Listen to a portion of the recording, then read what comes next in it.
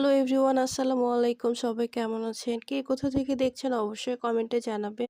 তো যখন আমি গ্রামে গেছিলাম আমার বোনের বাসায় সকাল, সকাল ঘুম থেকে উঠে এত কুয়াশা দেখে আমি আসলেই ভয় পেয়ে গেছিলাম। কারণ আমার এত ঠান্ডা লাগার অভ্যেস। তো দেখছি সকালে ঘুম থেকে উঠে চারিদিকে একদম অনুষ্ঠান, অনুষ্ঠান ভাব।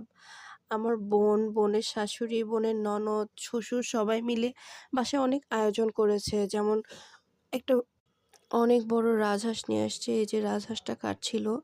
আ তো হচ্ছে রাজহাঁসটা অনেক বড় ছিল। তারপর খাসির মাংস ছিল, আতপ চাল যেহেতু পোলাও করা হবে। গরুর মাংস ছিল। তারপর পোলাও, রাজহাঁস, তারপর রাতে পিঠার আয়োজন।